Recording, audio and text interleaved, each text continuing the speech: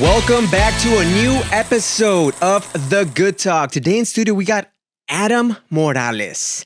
Yeah? Hey, thank you so much for having me on today, man. Of course. Thank you for coming.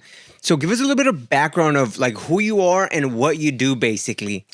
Yeah, I mean, the best way I like to say it is I'm just a creator. You know, I'm a dancer, creator. You know, a lot of my life is revolved around just movement, dance, you know, especially coming out as a personal trainer, fitness coach, or, you know, just an overall athlete. My entire spiel is basically a mover. I love movement. I love moving. I love just putting myself out there, challenging myself, and just showing others that, hey, you know, if I can do it, you most certainly can do it. Yeah, so, of course. And like we met through the dance community, through like the shuffle community, maybe like 3-4 years ago. Yeah, it's been a minute. I think maybe like during the pandemic, actually. I think that's kind of where we met, because that's when I started getting into dancing, shuffling, and you know, I would see you around, and you were always like the craziest like dancers like around, man. I was doing flips, doing crazy stuff, like fun stuff. So tell me a little bit more about that. How did you get into dancing? Man, I mean, so the way it kind of started off was like I never always used to be a dancer. You know, I always just, you know, just like a kid, like you really don't know like what you fully like yet. But I just remember, you know, when I remember being on this, there was this like one cruise I was on, and like a lot of the people on the cruise were like hyping people up to like come out and dance. And I just remember seeing the thing is. So by the way, we are going live also on your TikTok right now. Yes. Just so people know. Inactive. Yeah. So we're going live too, y'all. I just had a little inactivity. We're live right now on this TikTok as we're doing the podcast. So we're kind of still watching, you know, the live feed over here in the chat. A little mixture of both. Yes. Yeah. While we're doing this podcast, just so people have just some context. So context is important for sure. But yeah, so basically to kind of go back into it, when they were like hyping people up, I just remember seeing my stepdad going out, and I never knew this about him. He just started busting out like windmills, like breakdancing. I was like, whoa, it was like the coolest thing I'd ever seen. I was like, how did you do that? Like, what was that? And, you know, it kind of like planted the seed for me to be like, I want to learn how to do that, because it gave me this sense of like, whoa, like, how did they do that? Like, it just made me feel so happy. And something in me just told me like, I want to learn how to do that. And then, you know, as more TV shows started coming out too, like as a kid, I started watching, like there was this show or this program called America's Best Dance Crew. That was one of the first shows that like I saw like these dancers come out and just do things that I just was wowed by every single time. And for example, like one of the first crews that came out and pointed out to me were the Jabberwockies. Oh yeah. So, you know, I just remember seeing them, and as soon as I saw that on top of like what my stepdad had showed me, I just immediately went to him. I was like, you got to teach me how to do this. And so I remember we had this like huge fridge that we got, and I didn't care about the fridge. I cared about the cardboard the fridge came in. I like laid out the cardboard, and I was just like, I'm going to practice. I'm going to learn how to do cardboard, like to do these windmills, because like all we had was tile at the time. So I'm like, I'm not trying to like scratch up my elbows or like, you know, scrape myself up. So I got cardboard, I got a long sleeve jacket, and I just went to work. And that was like the first time I started like actually falling in love with the process of dance. So is this where you discovered like the love of dancing at that time? Yeah. How old were you? Yeah, I was about 12. 12 years old, yeah. And where was this at? Where were you? I was in Phoenix, Arizona. Okay, so you're from Arizona? Originally, yeah. Okay. You were born there? Born in LA, raised in Arizona. Oh, okay. So you were born in LA. What part? Yeah, I was, from what I remember, it was off the Kaiser Permanente off of Hollywood. Okay. So yeah, I was always an LA baby. So Got like you. These are my roots for sure. Okay. It just feels. And then you ended up moving to Arizona. Yeah, at the age of 4, I believe, 3.5, 4. Got you. Yeah. And then that moment you were like, okay, this is fun. I want to try to do this and learn this more. Exactly, because that was the first style I had learned was breakdancing, you know. And the thing is, like, all I had was, you know, we didn't really have like YouTube back then. like as a kid, like I remember it just started coming out in like 2007, 2008 YouTube. So like I didn't have a lot of like resources to really come off of, just like TV shows and like things like my stepdad had kind of walked me through. So like that was something I was like, I want to keep learning and keep growing. And so that was like the first core foundational style that like I fell in love with. Yeah. Yeah. So then you grew up in Arizona, or how old were you till you moved back to LA? Yeah, so I had grown up most of my childhood. So basically, entire childhood was in Arizona. When elementary, high school, and 1 year of college out in Arizona. So I stayed there until I was around I think until I was about 19 is when I moved out. Yeah. Okay, so Moved out of state. pretty young. Yeah. Moved out, and you're like, okay, I want to go back to LA. Yeah, exactly. What made you move back to LA? I just remember like I originally I was trying to do my undergrad out at ASU with the BFA in dance, but then I started realizing like, wait a minute, like I'm seeing, because I was wanting to, hit the mold of like, oh, be a college graduate in my family, have that merit of like saying like, yeah, I'm a college graduate. But then I realized I'm like, wait, like a lot of dancers that I know, not a lot of them have a degree. They're just going out there and doing what they love, Right. Because like I get it, like with a degree, like with, lawyers, doctors, someone that needs that like type of expertise, like that makes sense. But like as a dancer or performer, like I just realized I'm like, wait a minute, like instead of like doing all these years out of school just to, be eligible to, teach at a high school or to, be like I just felt like there was just so much more I could have done with my time. So I was like, why don't I just take the risk, go out to California and see what happens? So that's kind of how it started. I just realized like I wasn't feeling fully fulfilled. I'm seeing all these people in LA, like I'm seeing, so many performers like just taking the risk and doing it. And that was like a big thing that like terrified me, was like the risk.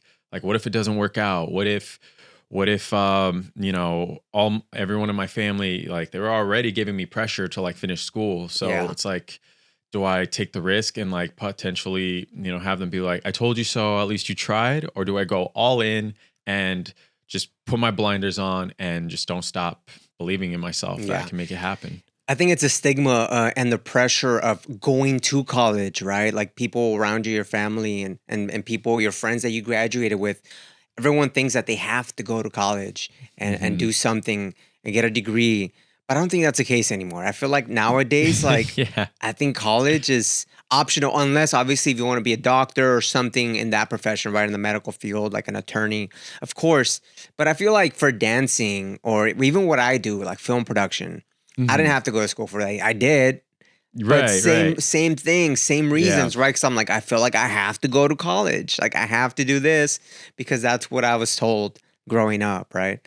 Exactly. So you took the risk of moving out here. Yeah, exactly. And it wasn't it definitely wasn't easy. I was just a kid with a dream. Yeah. You had no idea that what where I'm at right now. I just kept telling myself like years ago, years and years and years ago, I'm like, I don't care what it takes. I'm going to do whatever it takes to make this happen. And what led me was just my passion, because so many people, I've seen, so many people give up on their passion because the conventional ways to get an education and get a desk job or just to do something that it contributes to society, but not to themselves. And that's where I was like, wait a minute, like, what can I do that will do both, giving to others while also fulfilling myself? And that's like the paradox that I guess that's worked for me. By giving to myself and fulfilling my own cup, I've been able to give to others by doing what I love. Right. And that's what's been, I just consider my anchor throughout the whole process. I can see that. I can see how your dancing is what you love to do, and like your fitness, knowledge and fitness and health to help other people kind of come together. Yeah, Yeah. exactly. Yeah. You I love know, that. a lot of people don't know, but like dancers are some of the best athletes, Oh, yeah.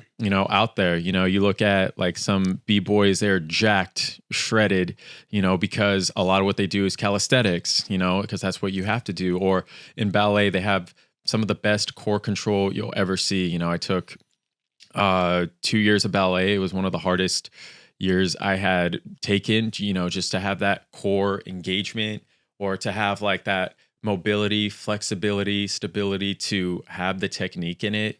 It just was such a humbling process to know that like all these different arts, it's truly amazing to see what your body can do when you train it the right way. And that's why fitness is so important to me because it helps me in becoming the dancer I am right now. Yeah. So you Yeah, took ballet. I did. What other kind of classes or courses did you take to help you shape what you are now? I took 2 years of ballet, tap, jazz, modern, and a lot of that was throughout my junior and senior year through high school, and then I ended up taking um, a little bit of what was called in Arizona State. It was Arizona State University. It was called like the urban program or like the urban arts program. So like they went through different styles as well, whether it was like b-boying, popping, waving, house. Like it was just a lot of different styles that continued to just show me different options because no matter what, they all had one thing in common. It was motion. It was movement, expression. And that's what makes it so interesting. It's like a different language. Like English and Spanish. Like hip hop and popping, like they're different languages, but they're giving the same message to express, express something. Yeah. I mean, you have a very unique style of dancing. So what would you call it? Do you have like a name for that, or what would be the name for your style of dancing? The way you move? Aesthetics and motion. Because Yeah. you shuffle, but also integrate like hip hop, like breakdancing, all those type of things into like one. So it's like very unique. No, thanks. So I feel like you have to coin like a term for that. Man, I did Like shuffle break or something. I don't know. Shuffle hop, free. I would say maybe like urban shuffling, kind of where it like kind of integrates everything else because like that has definitely become like a huge foundation of where I'm at as a dancer too, with like shuffling as well. So it's like I'd have to say like maybe like urban shuffling, like Okay. I call it that. I like where that. like it integrates all the other urban styles of like hip hop, b-boying, you know, popping, waving, isolations of all. Yeah, just I love incorporating multiple. Yeah. No, yeah, I can tell. Where did you find like shuffling? When was the first time you kind of got introduced to like shuffling? So cool thing is and this is where I love like the full circle of things because it was actually back in like I believe it was 2017 or 2018. I was sponsored or an ambassador for Quest Nutrition, like Quest bars, and I remember they had asked me to do to work at a booth with them out at the LA Fit Expo, and I remember that year. I just remember like the loudest music, the loudest house music banging behind us. And I was like, what is that? I was like, it was crazy because like a lot of us were talking about it. I was like, yo, this music's so loud. What is it? So we went back and it was Bang Energy Drink. Now, the full circle moment about that is that's where I had met, that was the first time I'd ever seen shuffling on stage. So a lot of the Bang Energy Drink ambassadors are like the athletes that they had, there were B-boys and shufflers on stage. And one of the shufflers I had met there was Van Seiko. So this was before I had even taken a class from her. I was like, oh, this is so sick. I just remember going up there doing what I knew at the time, which was like my hip hop and breakdancing. And they gave me like a full free case of Bang. I was like, oh, that's dope. I went out and I just remember like, oh, like I saw and like I followed her and then I noticed she was just killing it on the dance floor, like with shuffling. And I was like, this is so dope. Like I hadn't really seen that style as much back, in 2017, 2018. So, a couple months go by, it's 2019, and I believe in December, and I see that she's teaching classes. I was like, I gotta go. I was like, I want to learn. I have no idea what I'm doing, but I'm gonna try it. Because with b-boying, like I learned a lot of top rock. So for me, I'm like, oh, shuffling should be like top rock. No, it was like starting from scratch. I was like, what is a running man? What are scissors? Was a T-step? Like, what are these things? It just felt like all these different like tools that were on the floor. I'm like, all right, how do I put this here and there? But like the second I took a class, I was hooked. I was like, I did not know I could dance to house music like that. Like it was just, it made me so hooked. And before I knew it, it was like shortly before COVID. And right when COVID had happened, we were stuck inside, we didn't have really much to do. And I just remember, like I said, I didn't have too much classes yet. We were all in quarantine. And I had a friend from that class that I had met named Brenda. And her and I were talking. We were like, hey, why don't we film a video and at the same time, like have a shuffle meetup? So, she had the idea of it and I was like, you know what? I'm down. I don't know what a shuffle meetup is, but let's do it. So she reached out to one of our mutual buddies, King. He helped set it up, made a flyer. And then next thing you know, it just so happened, I completely forgot what the name of the event was called, but there was like this huge shuffling convention that neither of us had any idea about right beforehand. So literally they got promoted. All these shufflers from around the country were in LA at the time. Dang. And they came out to the first shuffle meetup. So I'm talking like we had like a DJ set up with like a little table, like the little laptop, like just like a speaker. Didn't think it was going to be much. It ended up being this huge meetup, and that made me firsthand see like the community of shufflers. I was like, wow, this is so awesome. I remember that was the first time. I had met a lot of, awesome shufflers like Tenchi. Elena Cruz was one of the first people to come to the meetup. And it was just really awesome seeing like so many people from all around come to the meetup. And I'm like, oh my gosh. So that got me drawn into wanting to learn it even more, to fall, and in love with the journey even more because of the community it brought.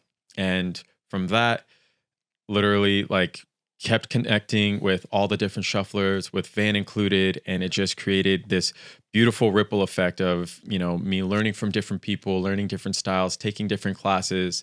And before I knew it, I loved it. I just fell in love with it, So that was like a huge aspect of how it all came full circle because of my passion for fitness as well. It brought me over to Van to go into shuffling, to come back to dance, full circle. So Van, was she one of the first persons that like inspired you? Yes. To start like shuffling? Yes. Is there any other dancers, shufflers that inspired you? As time continued, yeah, you got to go with Suda Shuffler, you got to go with Donovan Harding, amazing. Kento Baby.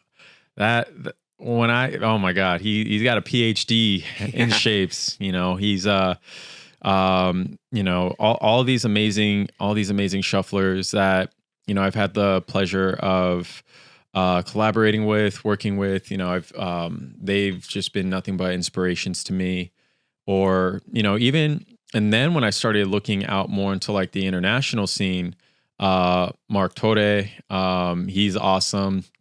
Marbik is another amazing shuffler, to just look at like all these different aspects. Elena Cruz is amazing. Sierra Castro is amazing. I just look at all these different, styles, and it's so interesting because it's like, it's all shuffling, but they all have their own unique styles to it. Yeah. So it's like, there's just so many shufflers in the community, whether it's like in LA, Miami, or out in Spain, internationally. It's just so many amazing artists or creators that do what they love, and they're amazing at it. Yeah. Yeah. Did you start doing any choreos like on your own? Yeah. Like, yeah. So like making your own choreography and then maybe like teaching that or getting other friends with you to do your choreo? Yeah, so it took me around, I want to say, because, in the very beginning, all I could do was like learn from others, Hmm. because I didn't have much of a foundation or base yet. And, it always feels like a risk at first. It's like, oh, like what if it's not like good enough, or like, like I always like seeped into my head, especially as someone who's like still fairly like new. But then it was the same thing. I'm like, well, if I've made, you know, like if I got to a point where I was finally like learning to say, wait a minute, what if I just try this now and then make it into my own? So I noticed I was starting to get more and more comfortable as I was collaborating with other people, because it felt like 50% me, 50% the other creator. And then probably around like the 3 year mark is when I really started, like, artists were hitting me up to, help promote their song. I'm like, wait, oh my gosh, like I would love to. And then I would listen to the song, make some pieces with it. And then I had some people come in with me to, make the projects come to life. And, even as of recently, or, this past year, in February last year is when I taught my very first shuffle class Oh, nice. ever. So it was awesome being able to finally get to say, like, I'm part of the community that can give back to, like, hey, these are the things that I, have learned from that I've learned and grown to love as my own style. And I want to give that to you as well, starting with foundations to therefore create it into making it your own. Yeah. Walk us Yeah. through that like creative workflow of creating a choreo that you're gonna teach to other people. How do you even like start doing something like that? When it comes down to like the creative flow, a really big saying that I've been going by is just make something first and make it good later.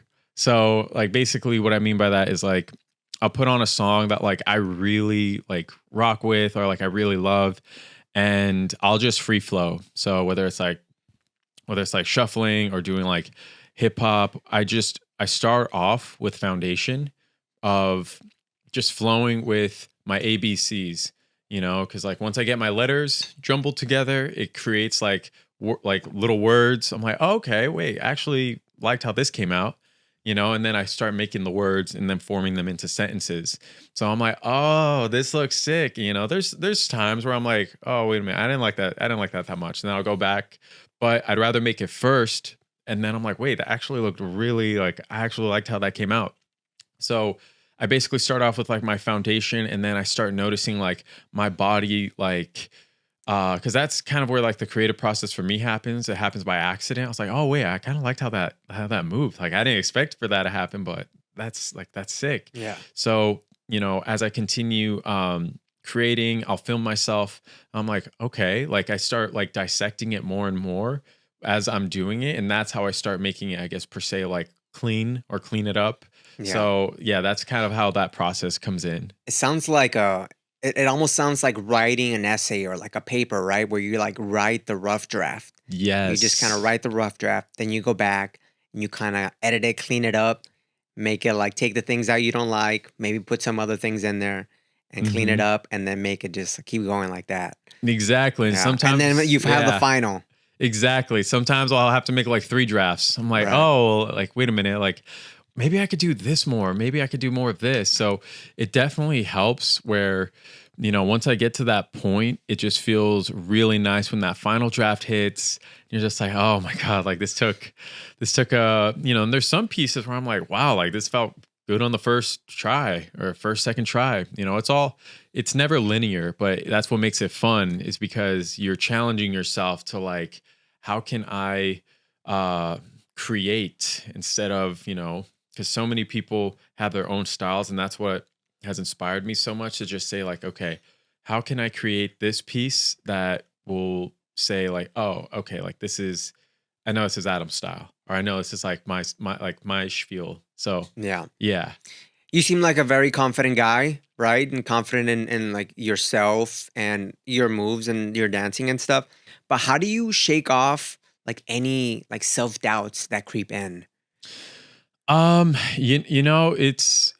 It's like the best way I would say is like, every expert was once a beginner, you know, or every or another way I like to look at it is, like for example, like being on stage, like a lot of that kind of came in with like, oh, like what if I mess up? What if I do this? Like you overthink so much sometimes. And there's this saying that I like to go by as well, where it's okay to have butterflies as long as they fly in the straight direction, as long as they're flying in, in sync.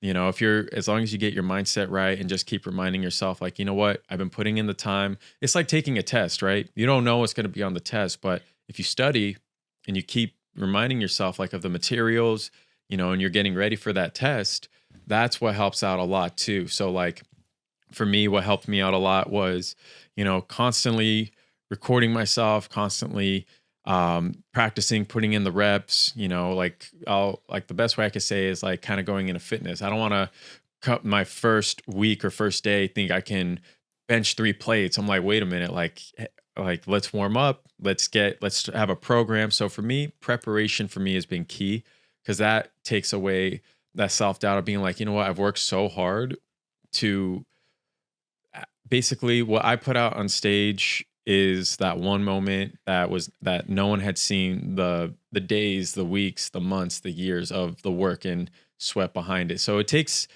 time, like confidence definitely takes time. It's a mindset, but in my opinion, so the more I continue to practice my craft, to train my mind and body into it, has really been pivotal to take away that self-doubt. And another saying I like that really resonates with me whenever I feel like that kind of question is the hero and the coward both feel the same fear.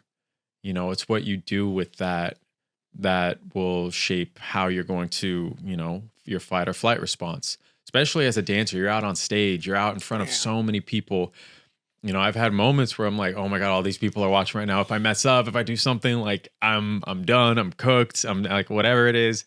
But what really helps me is like, you know what, like, especially like if I'm like doing flips or something, I'm like, you've been practicing this flip for hundreds of times. You've flipped hundreds, thousands of times. Like you're going to be, just trust in your commitment, trust in the work you've been putting in, trust in the choreo or the 8 counts you've been practicing. You're going to be just fine, and that really, it's the repetition of going out there, putting yourself out there that really smooths over that self lingering doubt, because then you're like, wait, I did it. That wasn't so bad. Once you get over to that other side, it like really helps you see like, yeah, like it's the self-doubt is it's all temporary.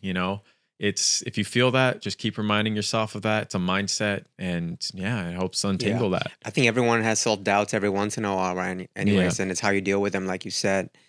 But we live in LA, and you, this is a crazy like lifestyle, right? Like the dance world, going to festivals, doing this, going to parties, going out. How do you stay grounded, like when living in LA and trying to like pursue like your career with everything else happening around you, right? Like all the noise. A lot of that was something that I had to learn through trial and error, for example, like, because of course it's fun to go out. It's fun to, at the time, like when I was in that like mindset of like, oh, let's go out, let's do this, let's do that, festivals here, there, and there.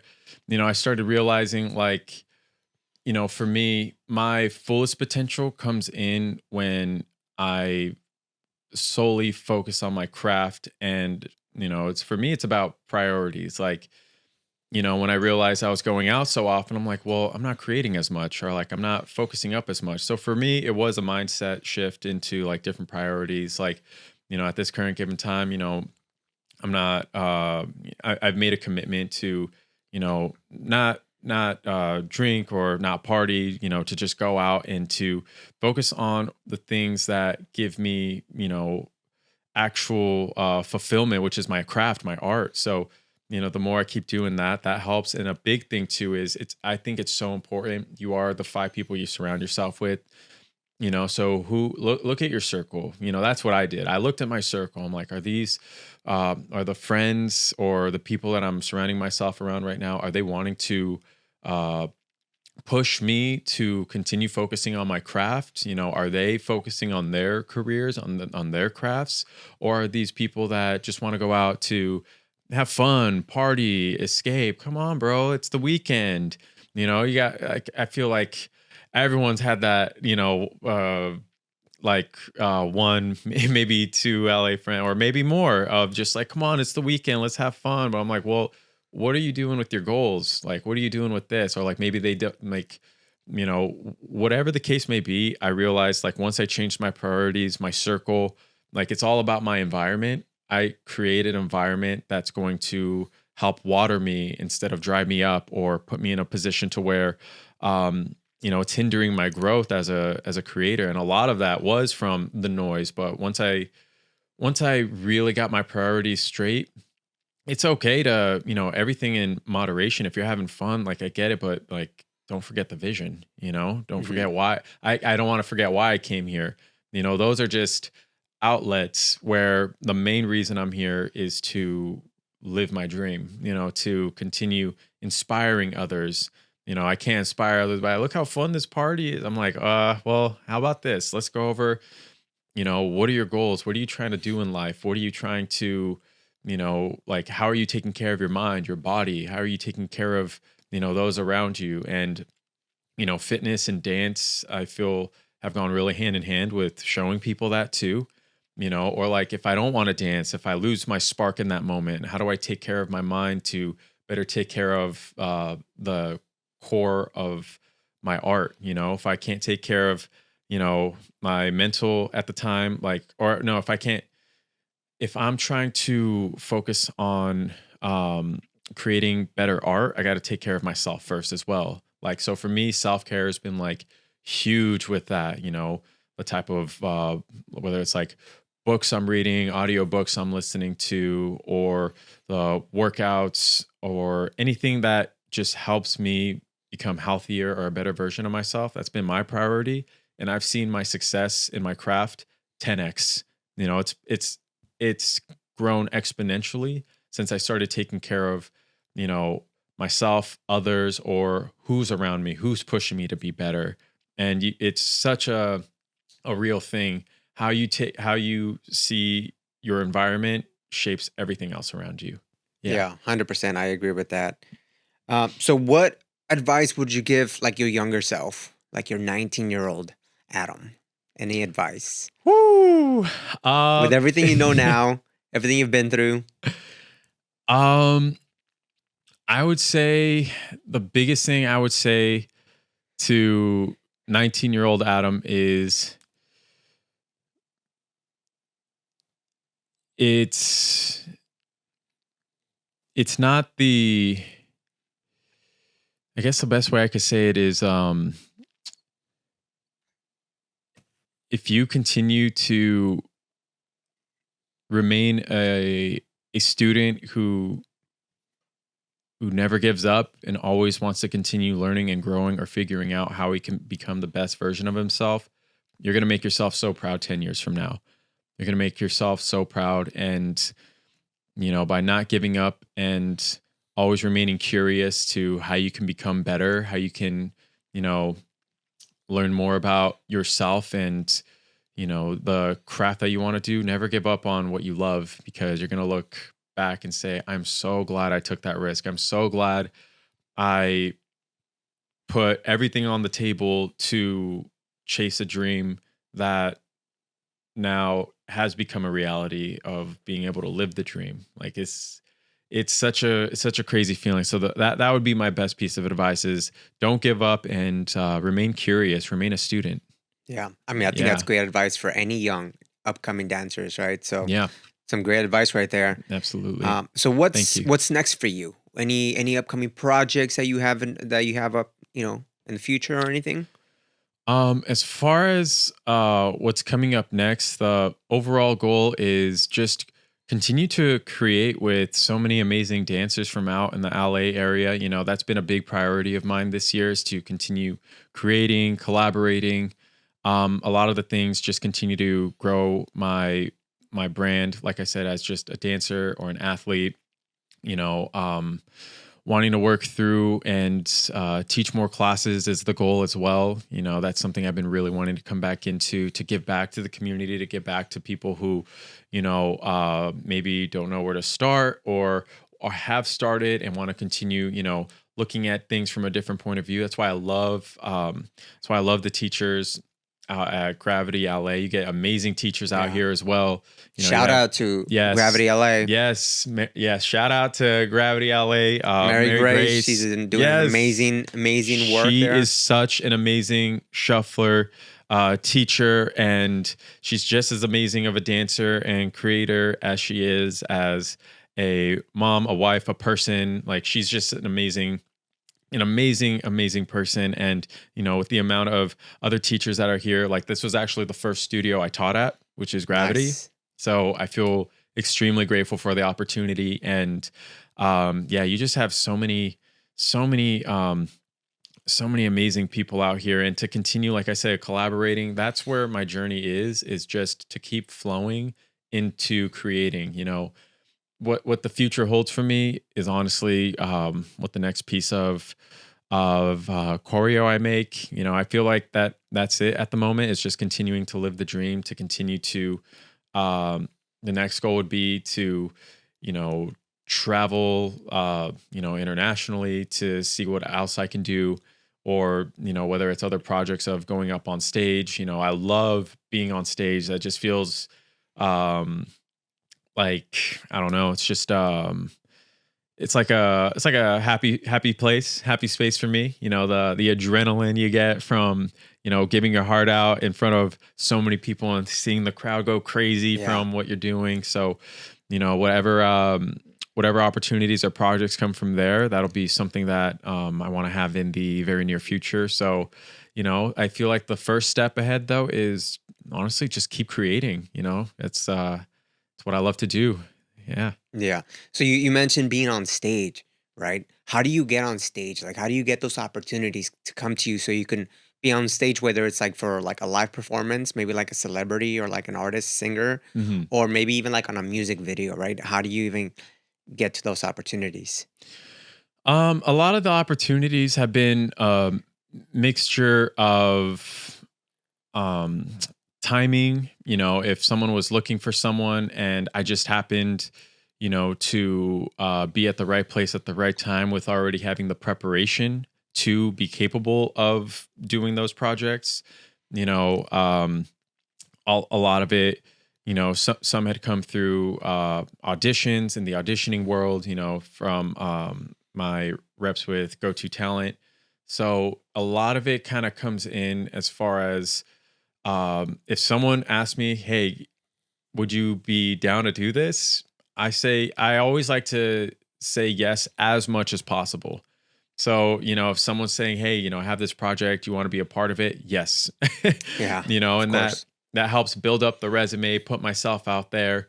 And I feel very, very grateful that a lot of the creators I work with are also, in the music industry themselves or artists themselves. So, dancers and artists go hand in hand because the dancers help bring out their music or music, like the music to life, the mixes to life, whatever the case may be. You're putting yourself out there, and it builds up that, for me, that stage presence muscle, because that's also the same thing too. Like I felt lucky enough, or I felt fortunate enough to be on stage at a younger age, like in high school, to go out to do solos on my own, to like do these different things. So it already like gave me a little bit more of like a sense of familiarity to just so that self-doubt, all of the nerves, the butterflies, I felt that back when I was, 15, 16, so to already kind of have it out, like once you kind of shake it off,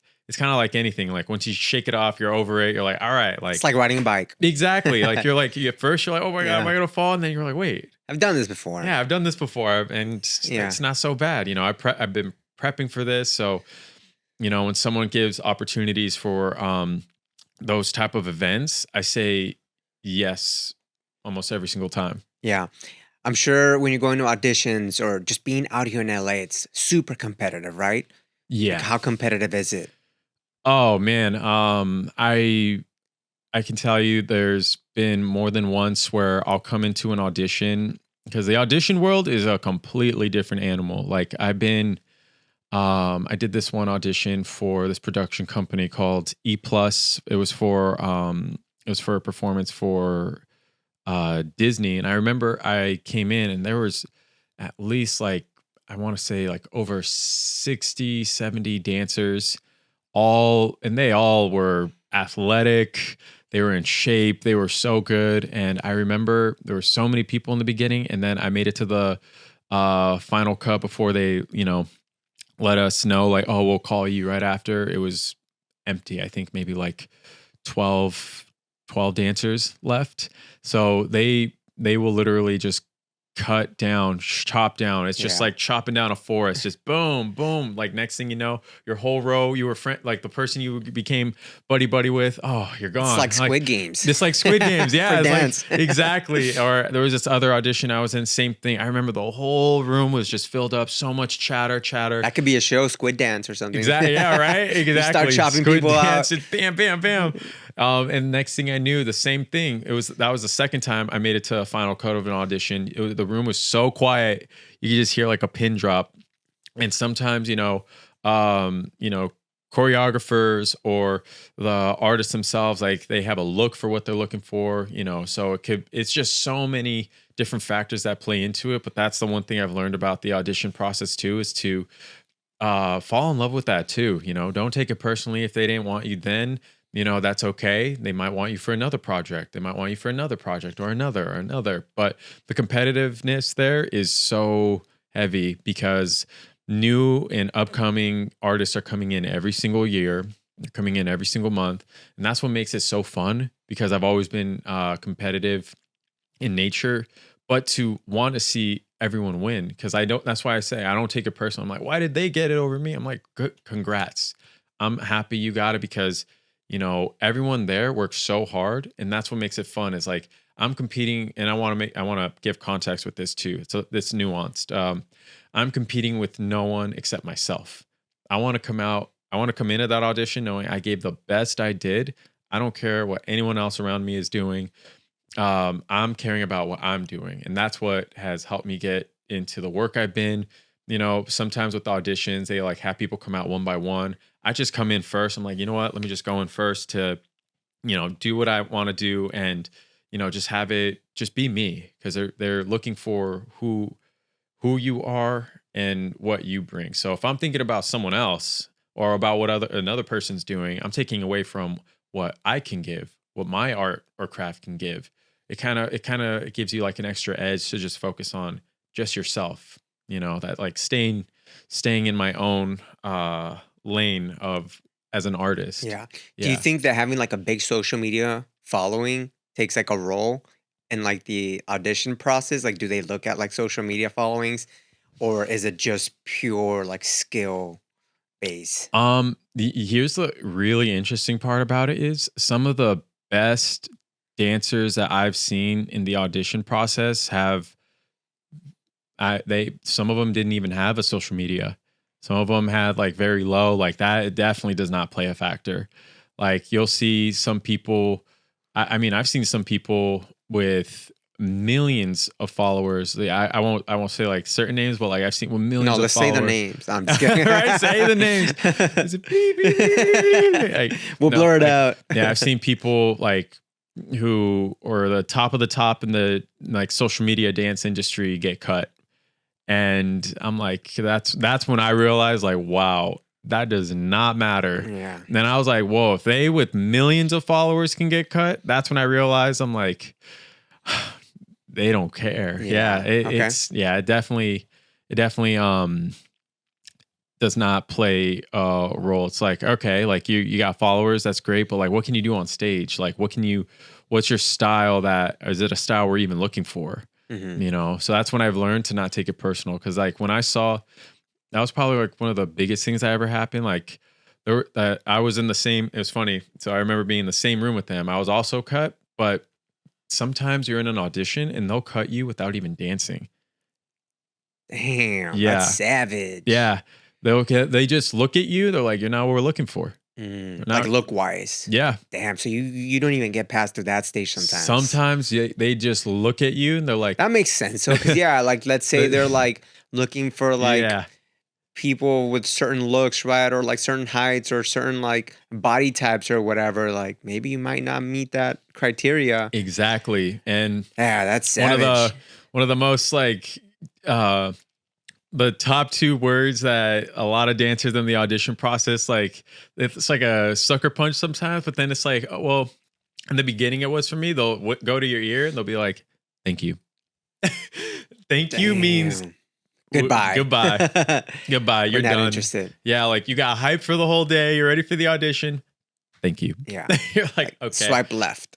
But then that's when I learned, like, as soon as I got told a thank you from, not even dancing, and realizing like even influencers that were in there too, like millions of followers and influencers got cut. That's when I was like, wow, don't take it personal. Don't. So anytime I heard a thank you after that, I'm like, no, thank you.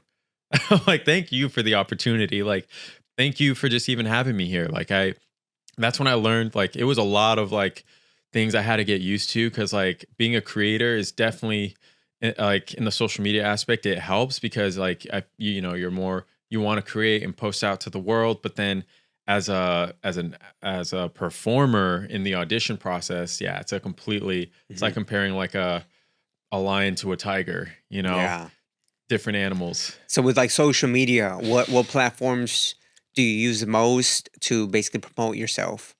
If I had to go from like biggest to like starting from the biggest, TikTok's my biggest platform. How many followers you got on TikTok? We're live right now on TikTok. Yep, we're live. We're at 76.5 thousand followers. Okay. So that's been awesome. I love our community. But that's like my biggest platform to continue promoting. I'm live every day. I love being able to showcase my art, my work through there. And then Instagram, YouTube follows through. Like those are all important outlets for me to continue pushing myself out there. Facebook,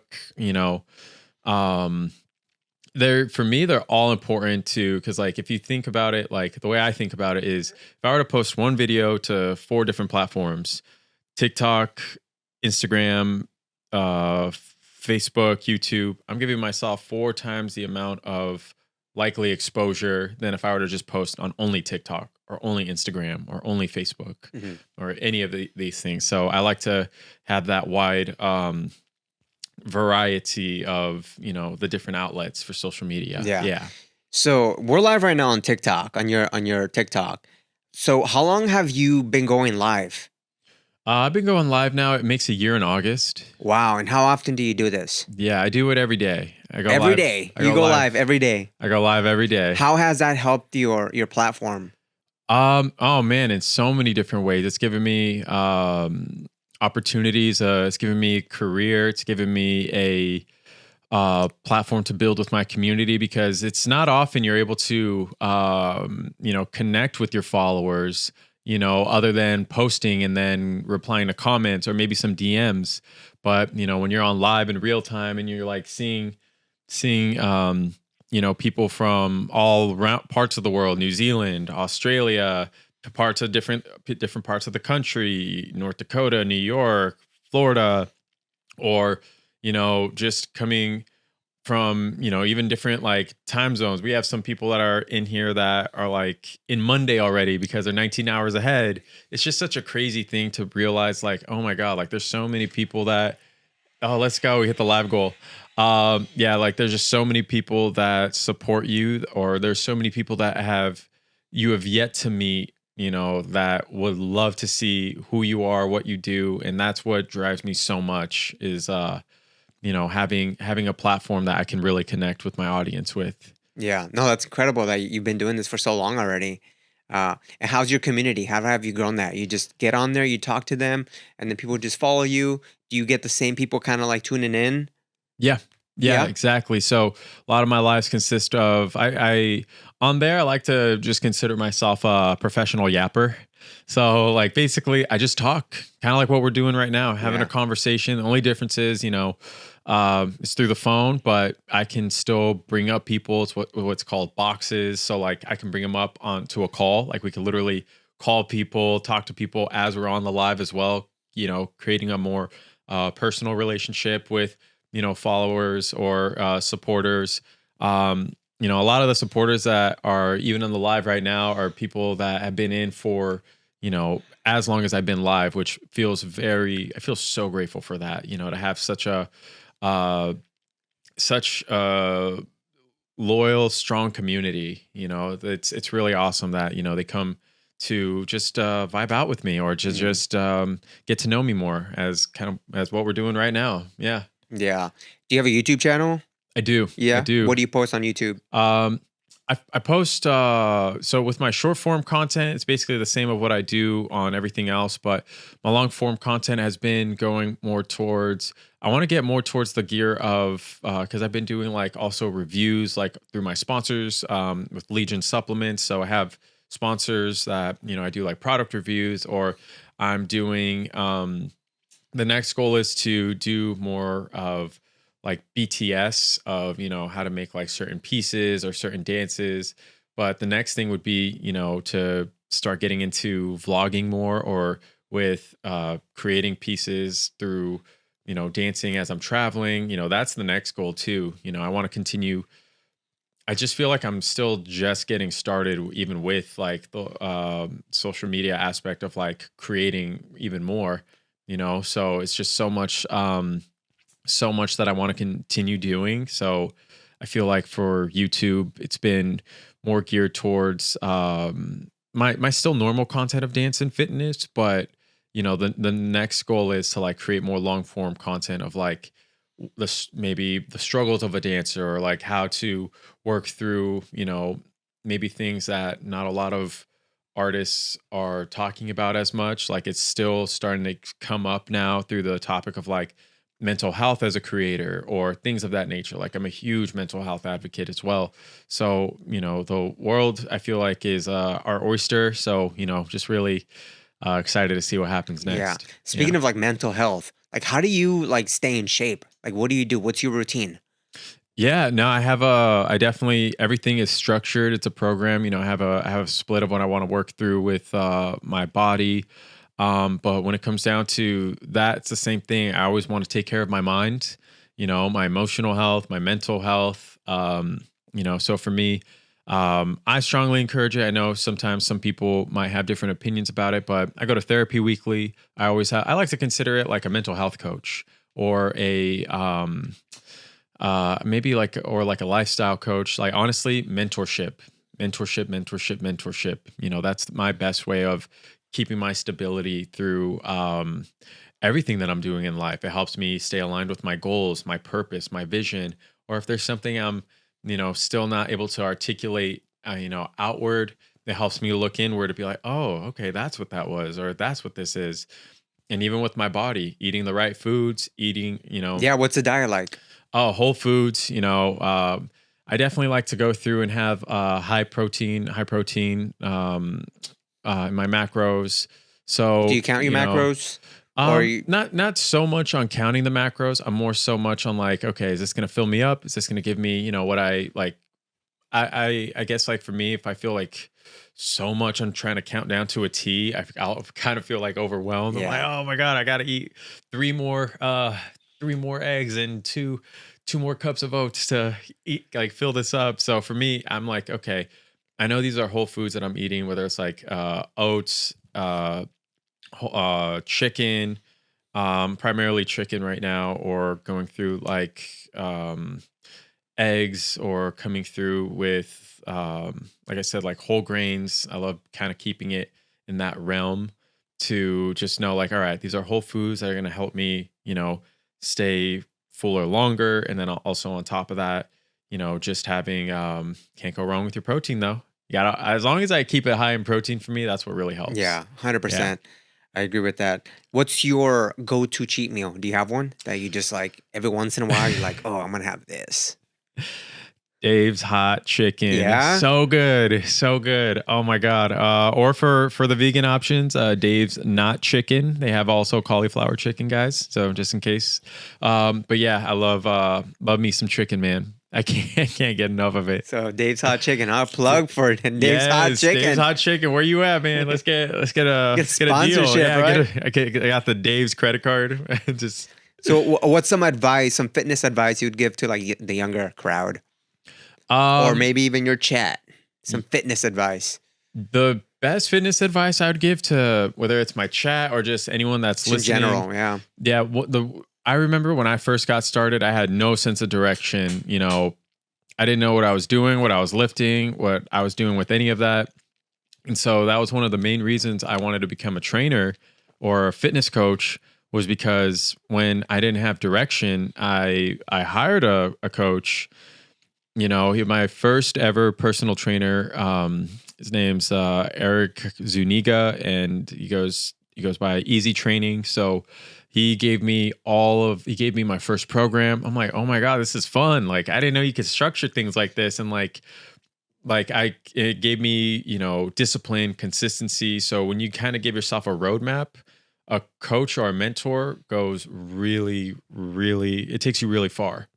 In my opinion, at least through my experience, because it allowed me, I remember having no idea what I was doing. Like, I remember being like 140 pounds and this guy that was like, oh man, like, I guess I'm supposed to do things like this. Like, my form was so bad. Everything was so bad. So, you know, he really helped me get to a point where, like, through consistency, through structure, through a program of, you know, having the best results with the least risk of injury, I finally, you know, shot up like 40, 50 pounds of, you know, muscle. It took a while, but because I stuck with the program and stuck with direction, that would be the best piece of advice that I would give. And just take care of your body. You know, if you find yourself, especially I remember, you know, in college, these were things that I wish I would have known like earlier, like, you know, going out all the time or thinking like that's the right way to do it. It's like, I'm telling you, you know, taking care of yourself, that's the real flex, not, you know, how many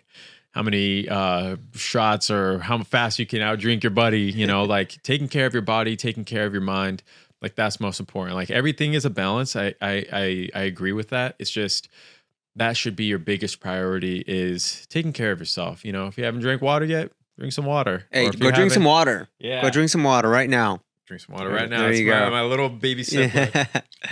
We'll get you some more water after the pod. You, right? Yeah. Well, so where can people find you? Like, what's your handles for all your social medias? Yeah, so my handle is Aesthetics in Motion across all platforms. So there's only one, Aesthetics in Motion: TikTok, Instagram, YouTube, Facebook. Everything is all Aesthetics in Motion. Aesthetics in Motion. Great. Is there anything else you want to say? Any last words? No, honestly, I would just say, just thank you so much for the opportunity once again, and I can't wait to see, you know, how the future unfolds for both you and myself. It's going to be a great rest of the year. Yeah, man. What do you think of the studio? The studio, I was saying earlier, the studio looks insane. The lighting, the lights, camera, action, it just looks all.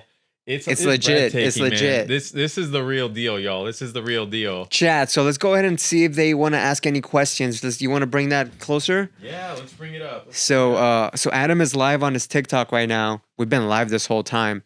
So we're gonna do kind of a little segment right now where, let's see if the chat wants to ask any questions. Wow, 125,000 taps, y'all. Great work.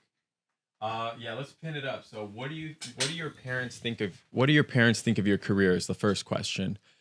It's a good question. That is a great question. Okay, what I can do too is I can lower this so it's out of the frame. There you go. Gotcha. So what do your parents think of your career?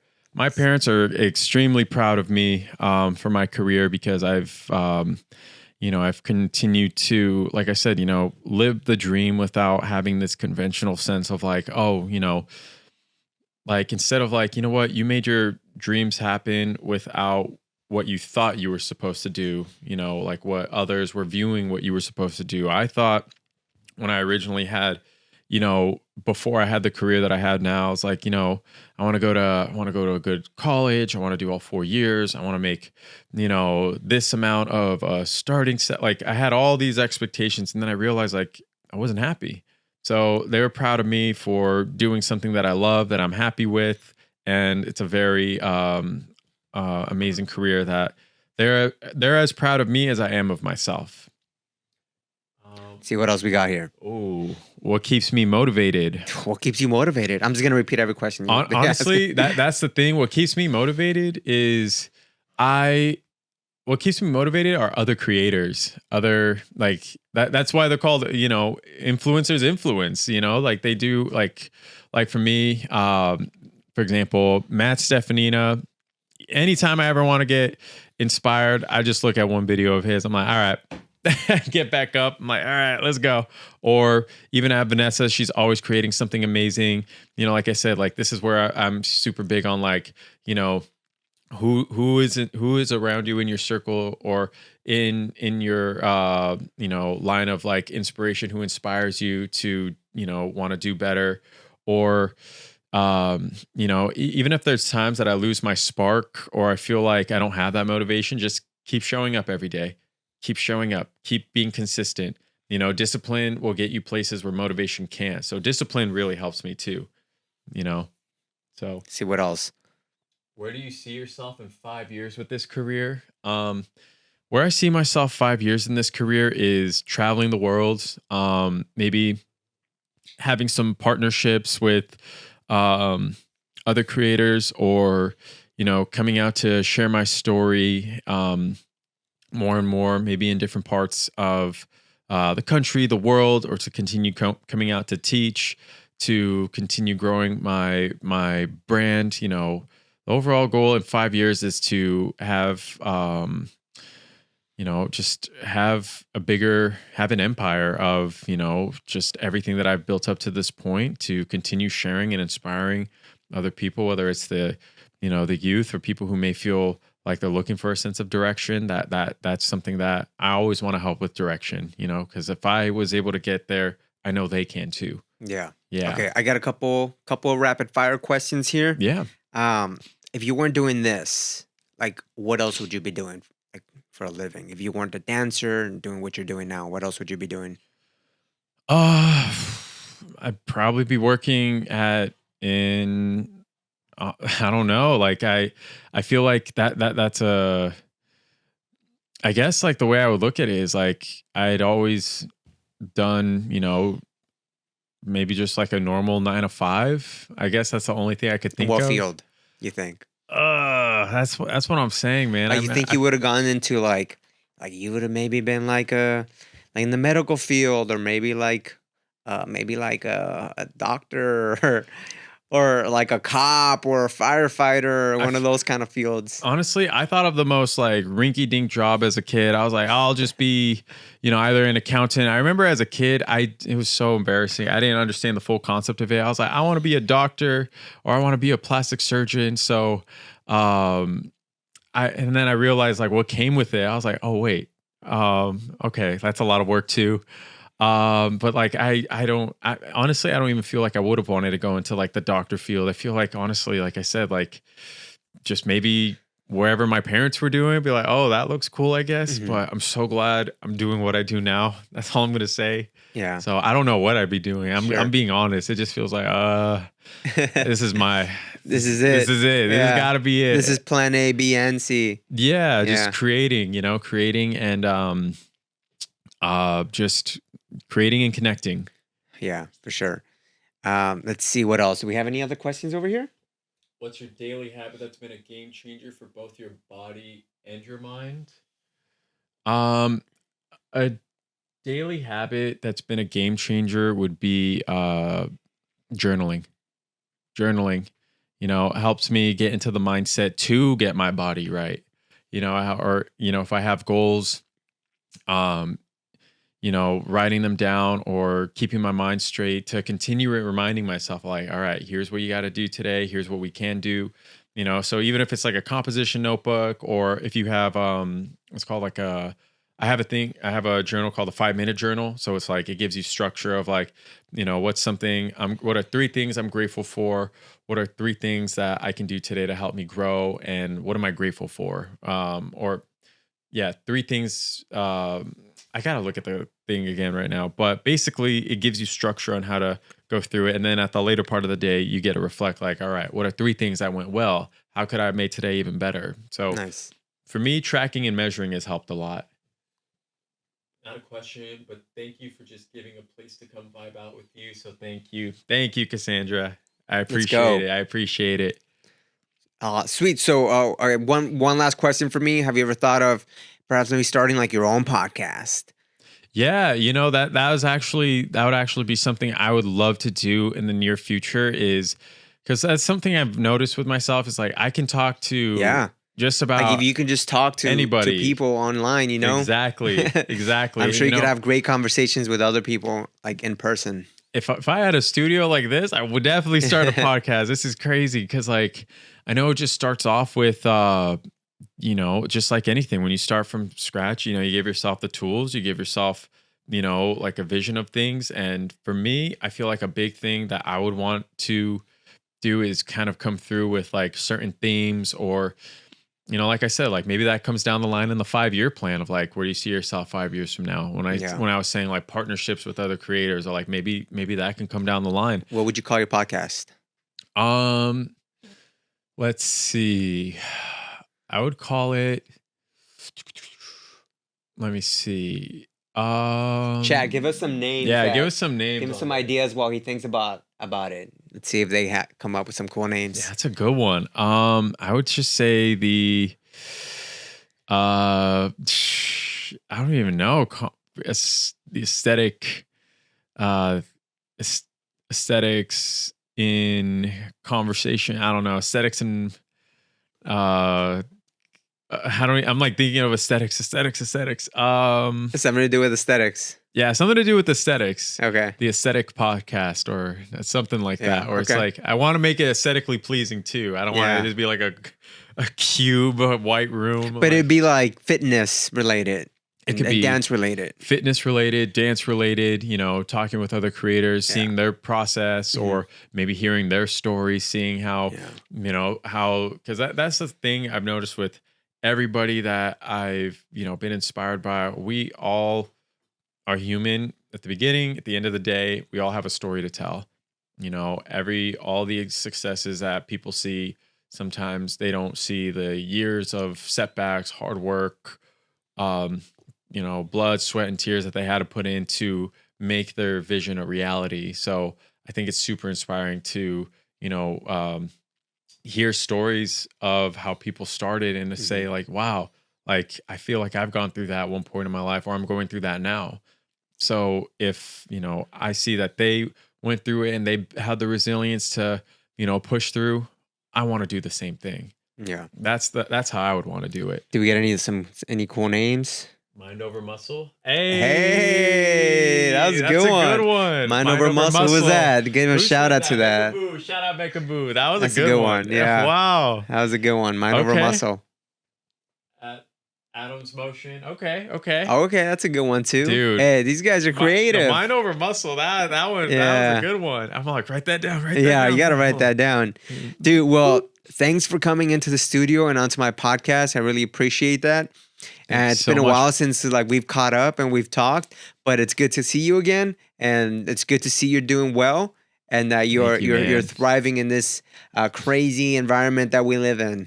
Thank you so much for having me on today, Zeus, and the pleasure was all mine. Thank you so much for having me. Oh yeah, man! Thanks so much, and Chad, thanks for tuning in.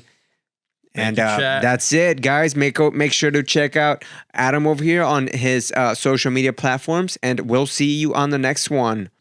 Woo!